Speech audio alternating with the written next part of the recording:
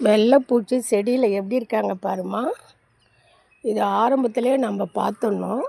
இங்கே பாருங்கள், நம்ம எப்போ தோட்டத்துக்கு வந்தாலும் ஒவ்வொரு செம்பருத்தி நம்ம பார்க்கணுமா. இது ஏன் செம்பருத்தியை மட்டும் அட்டாக் பண்ணுதுன்னா, செம்பருத்தி, கத்திரி, வெண்டை, தக்காளி மெயினாக இந்த செடியில் தாம்மா இந்த வெள்ளைப்பூச்சி வரும். அதுக்கு ரீசன் இந்த வெள்ளைப்பூச்சி சாப்பிட்ற மாதிரி இந்த தண்டும் இலையும் ரொம்ப சாஃப்டாக இருக்கும். இதில் எஸ்ஏபி சேஃப்னு ஒரு நீர் வருதுமா. அந்த நீரை அது உட்கொண்டு வாழறதுனால எவ்வளோ பாருங்கள் இதில் வருதுமா. இதில் பயப்பட வேணாம். இதை நம்ம கவனிக்காத விட்டுட்டோம்னா ஒரு செடியே இறந்துருமா. அந்த மாதிரி என்கிட்ட இறந்துருக்கு.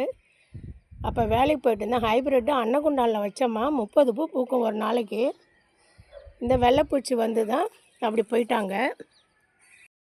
இது ஒரு ரோஸ் கலர் செம்பருத்தி, அடுக்கு செம்பருத்தி.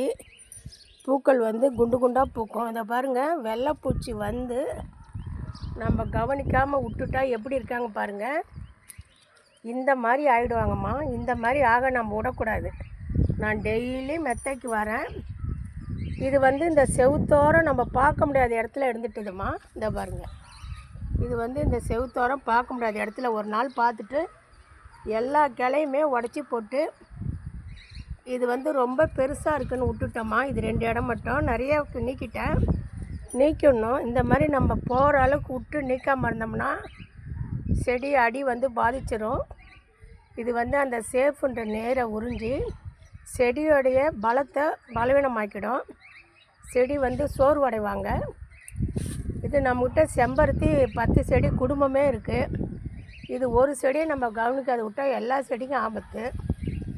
நம்ம அப்பப்போ தோட்டத்துக்கு வந்தால் இப்படி திருப்பி பார்க்கணும். கத்திரிக்காய் செடியாகட்டும், தக்காளி செடியாகட்டும், மிளகாயில் வராது, இந்த செம்பருத்தி செடியாகட்டும், இப்படி திருப்பி பார்க்கணுமா. இங்கே பாருங்கள், செம்பருத்தி பூக்களை எப்படி பூத்துருக்காங்க பாருங்கள். இந்த மாதிரி பூக்கிற செடியை அவங்க வெள்ளைப்பூச்சி ஆக்குப்பை பண்ணிடுறாங்கம்மா. சரிங்களா? அதுக்கு ஒன்றும் நம்ம பயப்பட தேவையில்லை. இங்கே பாருங்கள், இதில் பாருங்கம்மா. இப்போ தான் பார்க்குறேன் எப்படி அடை தட்டியிருக்காங்க பாருங்கள். தெரியுதுங்களா? இதை பாருங்கள். நம்ம கவனிச்சிக்கினே இருக்கணும்மா. இப்போ இதை இந்த சின்னதெல்லாம் உடச்சி போட்டுருவோமா. ஆனால் மொக்கு இருக்குது இதில். இதை நம்ம கவனித்து பார்க்கணும்மா. செடி ஆர்வலருக்கு தெரியும் இது எப்படின்னு. இதுக்கு ஒன்றும் இல்லைம்மா, காதி சோப்பு கோப்டெக்ஸில் கிடைக்கும். வேப்பெண்ணெய் தான். இந்த ப்ரெஸ் பண்ணுறேன் பாருங்கள். இது பாருங்கம்மா, நாட்டு காராமணி. இதுவும் இப்படி பூச்சி விழுந்த மாதிரி சுருங்கின மாதிரி இருக்குது பாருங்கள். இதுக்கும் நம்ம ஸ்ப்ரே பண்ணலாம். இப்போ கீழே இருக்குது பாருங்கம்மா, தக்காளி செடி, தக்காளி மிளகாய். இந்த தக்காளிக்கு நம்ம ஸ்ப்ரே பண்ணிடலாம். இது நாட்டு காராமணிம்மா. இது 2 மட்டும் நட்டுட்டு அப்புறப்படுத்த போகிறேன் இதை. ஏன்னா ஜாதி மல்லியோடைய வளர்ச்சி பாதிக்குது. இது முல்லைப்பூம்மா. இதுலேயும் பாருங்கம்மா, ஒரு மாதிரி பூச்சி விழுந்த மாதிரி பாருங்கள் இலை.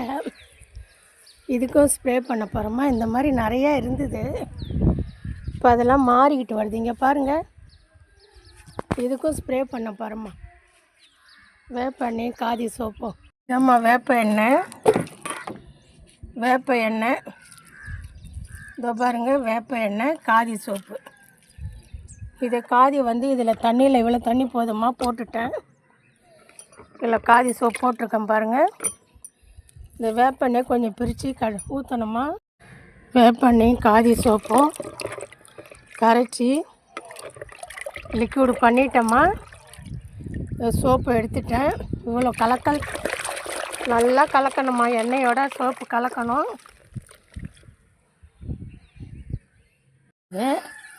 முன்ன கழுவி விட்டுட்டேன். இது வேப்ப எண்ணெயும் காதி சோப்பும் இப்படி தான் அடிக்கணும்.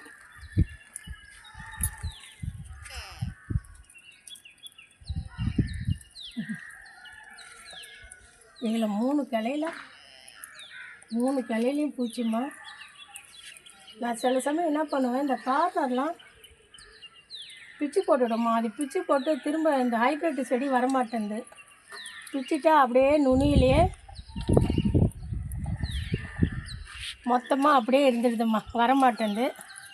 வெள்ளைப்பூச்சிக்கு பார்த்து இப்படி நம்ம செஞ்சிட்டோம்னா அது வராதும்மா. அது ஸ்டார்டிங்லேயே ஒரு செடின்னும் போதே பார்த்துடணும்மா. இப்போ என்கிட்ட கத்திரிக்காய் இருக்குது, தக்காளி இருக்குது, எல்லாம் இருக்குமா. விட்டா என்ன வருது, பலன் இல்லாத போயிருக்கோம்.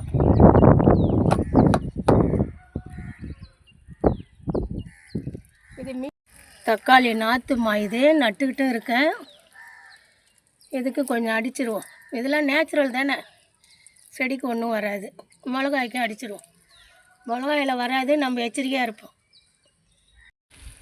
இது வந்து நாட்டு முள்ளுமா, மல்லி செடி. நாட்டு முள் ரொம்ப சின்னதாக இருக்கும். இது நிறையா இருந்தது, இப்போ வரலை. கூகுளில் கேட்டால் வேப்பெண்ணெய் காதி சூப்பு அடிங்கன்னாங்க. உங்களுக்கு எனி டவுட்டுன்னா நம்ம அம்மு தோட்டம் சேனல்லே இருக்குமா. எல்லா செடிங்களுக்கான வைத்தியம், செடி பராமரிப்பு நம்ம ப்ரொஃபைலில் இருக்குது, பாருங்கள்.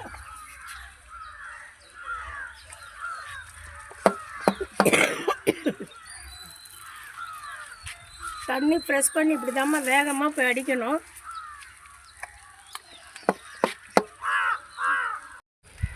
இப்படி தண்ணி ஃபோர்ஸாக போகணுமா செடியில், அந்த பூச்சியில் ஃபோர்ஸாக போனால் தான் நல்லா பூச்சி இதாகும்.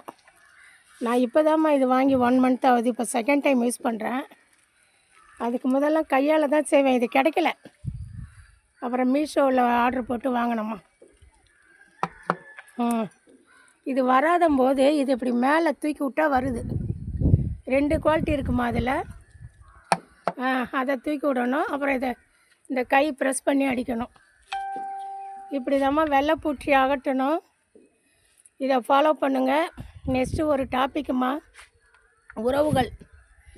இந்த உறவுகள்கிட்ட நம்ம எப்படி நடக்கணும்னா, நம்ம ஸ்டார்டிங்கில் ரொம்ப நல்லா இருப்போம். காரு, பணம், வசதி, சொந்த பந்தம், வீடு, நல்லா சௌரியமாக இருப்போம். அப்போ நம்ம நெருங்கின உறவே ரொம்ப ஏழ்மையாக இருப்பாங்க. அவங்கள புறக்கணிக்கக்கூடாது.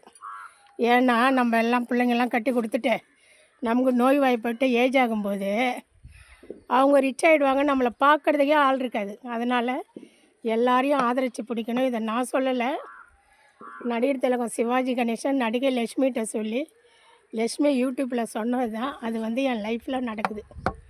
சரிங்களா. 20 வருஷமாக என்னுடைய நிழலில் வளர்ந்தவங்க. அவங்க எங்கள் அண்ணன் இறந்துட்டாங்க, எங்கள் அண்ணன் ஃபேமிலி.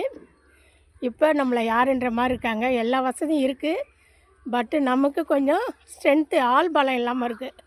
அவ்வளோதான். தேங்க்யூம்மா.